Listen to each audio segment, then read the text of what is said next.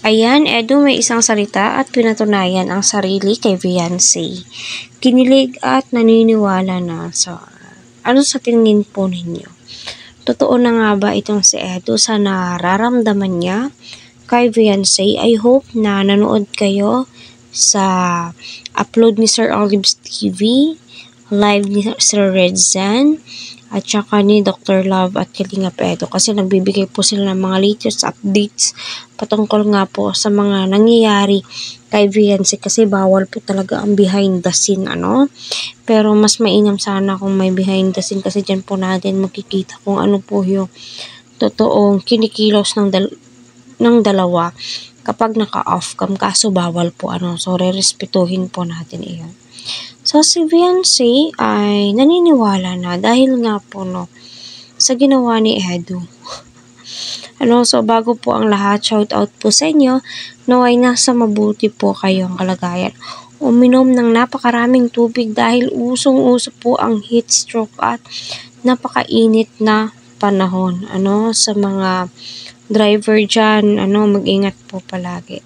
And also, naway patuloy po natin suportahan sa Kalingap Rab, Kuya Val at ang buong team Kalingap. Huwag po natin skip ang kanilang ads.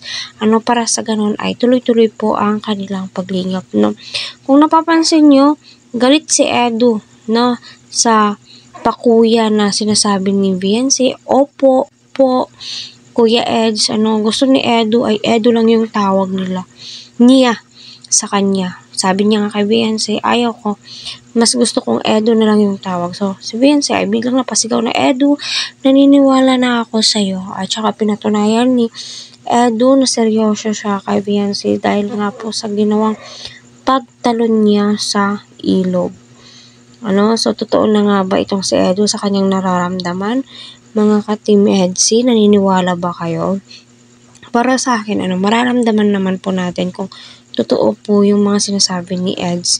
Lalong-lalo na po sa eye-to-eye contact po nila. Mararamdaman po natin na hindi po talaga scripted. My God. Sa mga nagsasabing, naku, content lang yan. No. Kasi iba po talaga. Parang may spark. Parang may something po talaga sa Team Edsy. At sana panoorin niyo po yung live ni Dr. Love, Redzan, Eds at saka si Sir Olives TV kasi sila po talaga yung mga nagbibigay ng mga info kung kumusta na po ang Edsy. So alam naman po natin na marami na pong pinatunayan si Edu kay Beyonce bilang kapartner po niya at alam po natin na silang dalawa ay magiging successful dahil nga po naghihilahan po sila pataas. Nagtutulungan po sila para sa ganon ay marami pa pong tumulong sa kanila kasi alam naman po natin lahat na hirap din po sila Beyonce at kailangan na po nila Beyonce na magkaroon ng bahay kasi may newborn po sila.